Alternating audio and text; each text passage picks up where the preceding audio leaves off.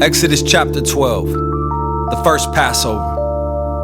While the Israelites were still in the land of Egypt, the Lord gave the following instructions to Moses and Aaron. From now on, this month will be the first month of the year for you. Announce to the whole community of Israel that on the 10th day of this month, each family must choose a lamb or a young goat for a sacrifice, one animal for each household.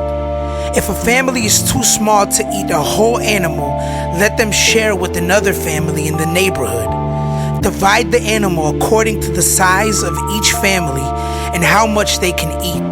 The animal you select must be a 1-year-old male, either a sheep or a goat, with no defects. Take special care of this chosen animal until the evening of the 14th day of this first month. Then the whole assembly of the community of Israel must slaughter their lamb or young goat at twilight. They are to take some of the blood and smear it on the sides and top of the door frames of the houses where they eat the animal. That same night, they must roast the meat over a fire and eat it along with bitter salad greens and bread made without yeast.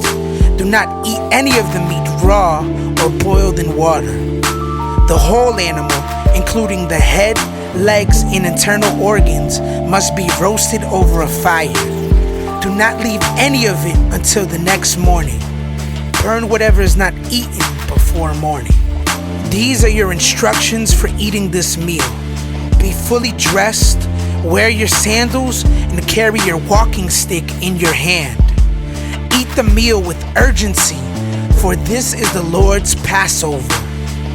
On that night, I will pass through the land of Egypt and strike down every firstborn son and firstborn male animal in the land of Egypt. I will execute judgment against all the gods of Egypt, for I am the Lord. But the blood on your doorpost will serve as a sign, marking the houses where you are staying. When I see the blood, I will pass over you. This plague of death will not touch you when I strike the land of Egypt. This is a day to remember. Each year, from generation to generation, you must celebrate it as a special festival to the Lord. This is a law for all time. For 7 days, the bread you eat must be made without yeast. On the first day of the festival, remove every trace of yeast from your homes. Anyone who eats bread made with yeast during the 7 days of the festival will be cut off from the community of Israel.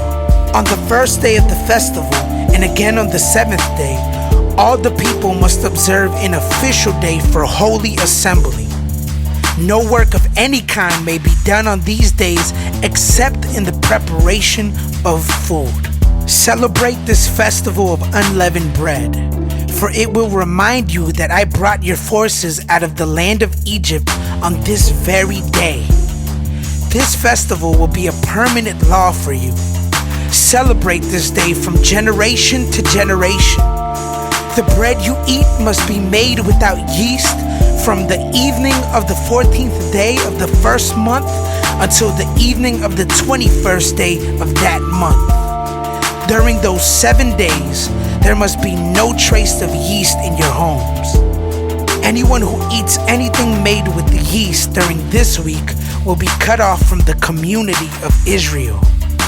These regulations apply both to the foreigners living among you and to the native-born Israelites. During those days, you must not eat anything made with yeast. Wherever you live, eat only bread made without yeast. Then Moses called all the elders of Israel together and said to them, Go, pick out a lamb or young goat for each of your families and slaughter the Passover animal. Drain the blood into a basin. Then take a bundle of hyssop branches and dip it into the blood. Brush the hyssop across the top and sides of the door frames of your houses, and no one may go out through the door until morning. For the Lord will pass through the land to strike down the Egyptians. But when he sees the blood on the top and sides of the door frame, the Lord will pass over your home. He will not permit his death angel to enter your house and strike you down. Remember, these instructions are a permanent law that you and your descendants must observe forever. When you enter the land the Lord has promised to give you, you will continue to observe this ceremony. Then your children will ask, "What does this ceremony mean?" And you will reply, "It is the Passover sacrifice to the Lord. For he passed over the houses of the Israelites in Egypt, and though he struck the Egyptians, he spared our families." When Moses had finished speaking, all the people bowed down to the ground and worshipped. So the people of Israel did just as the Lord had commanded through Moses and Aaron. And that night at midnight, the Lord struck down all the firstborn sons in the land of Egypt, from the firstborn son of Pharaoh, who sat on his throne, to the firstborn son of the prisoner in the dungeon. Even the firstborn of their livestock were killed. Pharaoh and all his officials and all the people of Egypt woke up during the night, and loud wailing was heard throughout the land of Egypt. There was not a single house where someone had not died.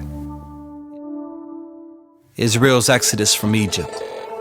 Pharaoh sent for Moses and Aaron during the night. "Get out," he ordered. "Leave my people and take the rest of the Israelites with you. Go and worship the Lord as you have requested.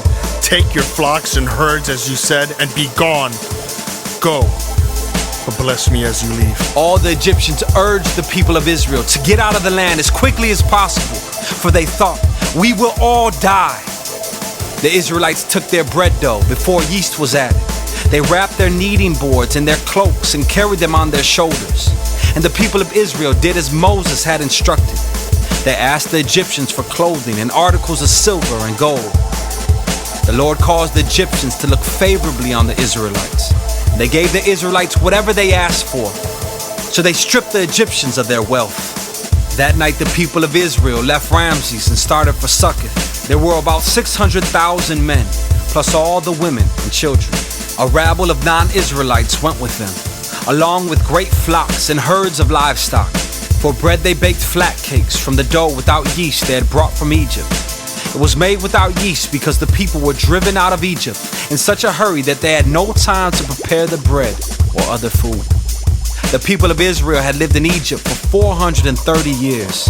In fact, it was on the last day of the 430th year that all the Lord's forces left the land. On this night, the Lord kept his promise to bring his people out of the land of Egypt.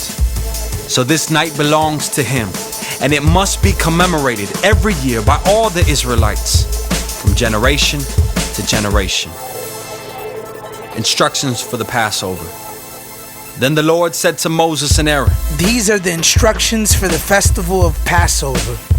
No outsiders are allowed to eat the Passover meal, but any slave who has been purchased may eat it if he has been circumcised. Temporary residents and hired servants may not eat it. Each Passover lamb must be eaten in one house. Do not carry any of its meat outside, and do not break any of its bones. The whole community of Israel must celebrate this Passover festival. If there are foreigners living among you who want to celebrate the Lord's Passover, let all their males be circumcised. Only then may they celebrate the Passover with you like any native-born Israelite. But no uncircumcised male may ever eat the Passover meal. This instruction applies to everyone, whether a native-born Israelite or a foreigner living among you." So all the people of Israel followed all the Lord's commands to Moses and Aaron. On that very day, the Lord brought the people of Israel out of the land of Egypt like an army.